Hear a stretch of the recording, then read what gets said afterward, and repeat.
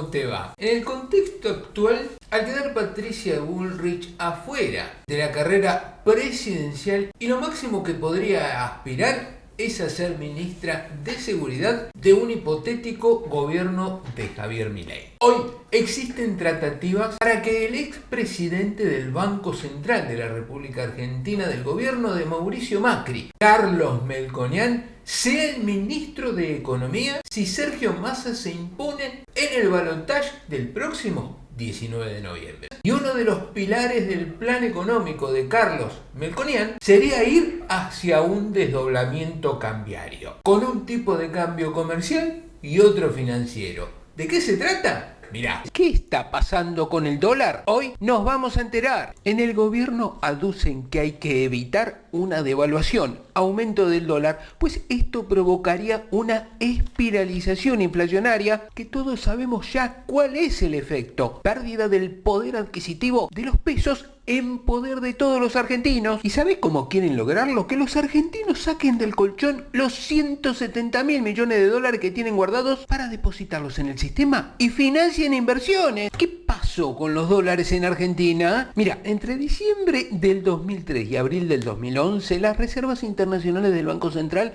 aumentaron en nada menos que 37.900 millones de dólares. Y durante ese periodo tenía vigencia un sistema cambiario de flotación administrada, pero donde el acceso al mercado estaba totalmente liberado. Posteriormente, tras la reelección de Cristina Fernández de Kirchner y frente a lo que todos ya sabemos que pasó, los argentinos comenzaron a demandar cada vez más dólares y en respuesta el Banco Central comenzó a vender reservas para sostener el tipo de cambio. No obstante, en noviembre del 2011 se reconoció que esto era insostenible. Entonces las autoridades decidieron imponer un esquema controlado, popularizándose con el nombre de cepo al dólar. A partir de entonces, las reservas internacionales cayeron a poco más de 20.000 millones de dólares hasta diciembre del 2015, donde la eliminación del cepo provoca el aumento de las reservas, llegando a totalizar 55.000 millones. ¿Cómo es esto posible? Con cepo disminuyen las reservas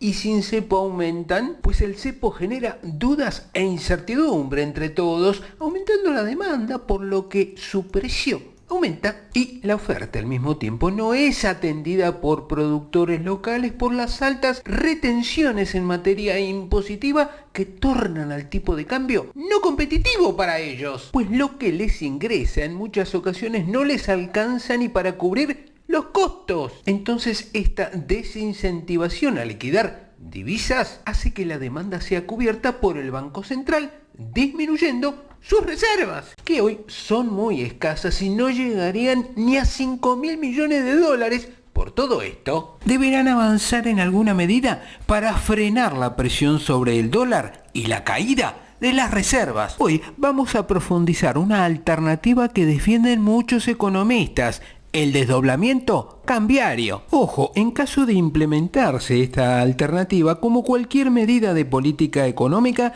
tendrá ventajas y desventajas. Pero ojo, aumentar las restricciones cambiarias o establecer tipos de cambio diferenciales como ya operan en la actualidad, bajarían la demanda de dólares y traerían cierta calma al mercado financiero. Eso es indudable. Pero para que te pongas en tema, el desdoblamiento cambiario podría derivar en inflación y problemas con el comercio exterior. Antes de pasar al desarrollo del tema, convengamos que los controles no resuelven el problema estructural de falta de dólares, pero son necesarios en este contexto de caída de reservas sin freno. Si bien implementar un desdoblamiento cambiario es complicado y costoso, se llama desdoblar al tipo de cambio al surgimiento de uno o más mercados paralelos del dólar de carácter legal como resultado de la implementación de algún tipo de esquema de control de precios. Pues teniendo hoy un desdoblamiento de facto, quieren implementar uno legal. Mientras el primero, lo que estamos viviendo hoy en Argentina, sin una ley previa,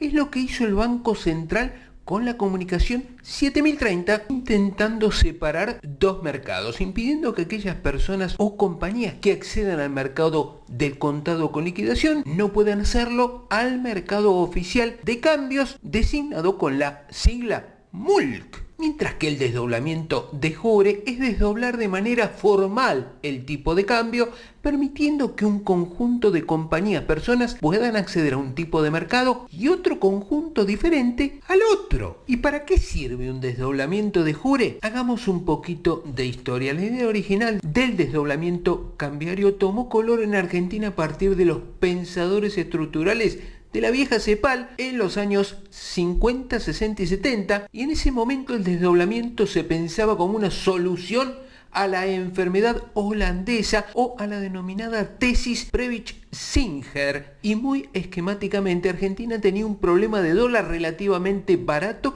producto del potencial exportador de su sector primario, pues la afluencia de dólares resultante de su dinámica exportadora imponía un tipo de cambio tan bajo por la alta oferta que la industria se veía impedida de exportar y perdía competitividad contra las importaciones. Por eso vemos que la solución en aquel momento del desdoblamiento de jure era pensada para solucionar un problema de la cuenta comercial caracterizado por la abundancia de dólares. Actualmente el problema que enfrenta Argentina es diametralmente opuesto a lo antedicho. Hoy no tenemos un problema con la cuenta comercial, sino con la cuenta capital. El país no tiene un problema comercial o de competitividad, sino uno de carácter financiero. Es la demanda del dólar ahorro la que habría llevado a muchos economistas a evaluar un posible desdoblamiento de jure. Y dado que el problema sería que la demanda del dólar ahorro genera una caída de reservas internacionales, el desdoblamiento de jure sería una manera de evitar esa caída. ¿Cómo se lograría esto? Pues muy sencillo. Hoy,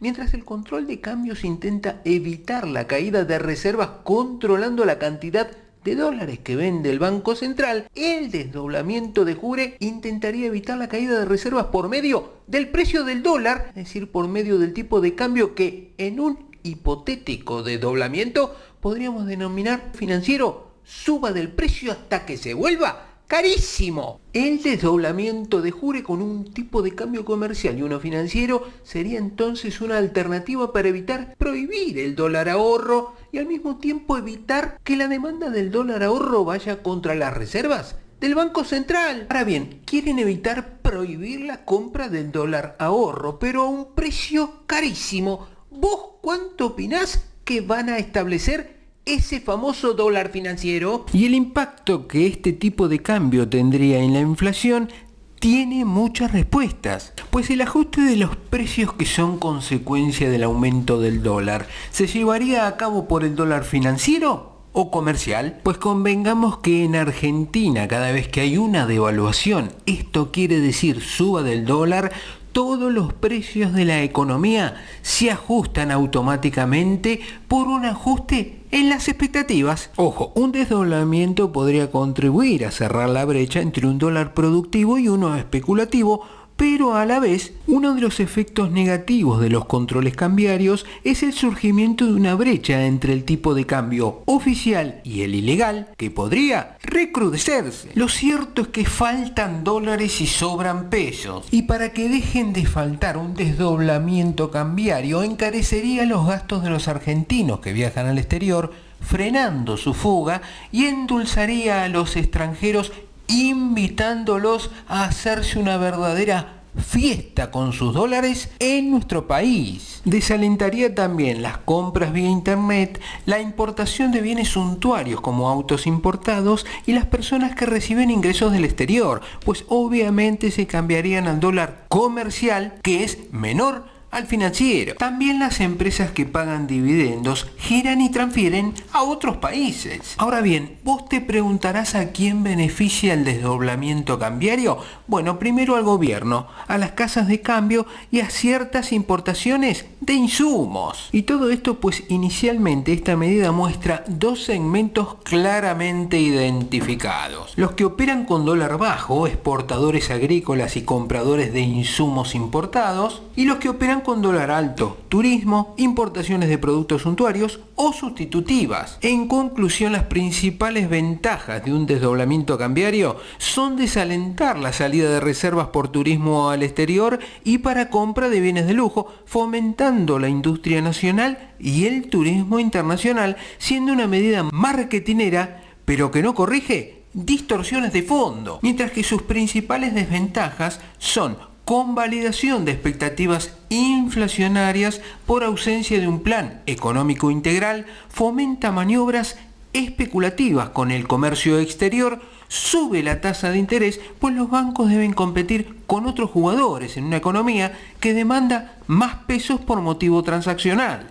Termina siendo inútil su implementación por la confusión imperante entre los que nada entienden de economía y la ausencia de un plan antiinflacionario termina desarticulando todas las ventajas que se buscaron con el desdoblamiento cambiario. Vos te preguntarás, ¿alguna vez existió un desdoblamiento cambiario en la Argentina? Y la respuesta es afirmativa, y fue en la década de los 80 con el Plan Primavera aplicado por el gobierno de Raúl Alfonsín en 1987. Se basaba en un dólar comercial para mantener protegida la industria local y otro financiero para frenar la especulación contra la moneda. Para comprender cuáles fueron los resultados de su implementación, basta mencionar que resurgieron el mercado paralelo, la bicicleta financiera y una muy elevada suba de precios que devino en el proceso inflacionario de 1989. Para que te des una idea de lo que sucedió, en febrero de 1988, la brecha entre el dólar financiero y el comercial rondaba el 36%, pero el paralelo era a su vez un 35% superior que el financiero. Imagínate el despelote que se armó. Finalmente, la historia indica que en todos los casos en que se implementó este tipo de política, solo se logró posponer el sinceramiento cambiario, que se ajustó en forma automática a la mayor cotización del mercado. Es decir, el dólar siempre terminó acomodándose al valor vigente en la plaza negra marginal, paralela o blue. Para terminar, el pasado habla y sus enseñanzas pueden servir no solo para el presente, sino para tratar de ordenar el futuro de todos nuestros hijos. Si te quedaron dudas a cuánto va a estar el dólar financiero, no te preocupes. Deja el comentario que a la brevedad posible responderé al mismo. Y si te gustó el video, ¡dale like! Recordá que queremos que aprendas a invertir como un experto. Por eso anotate en webinar de opciones financieras cuyo link fijo en primer comentario. Y no te olvides de inscribirte en el curso de opciones financieras para ganar más con menos. ¡Ya comenzamos!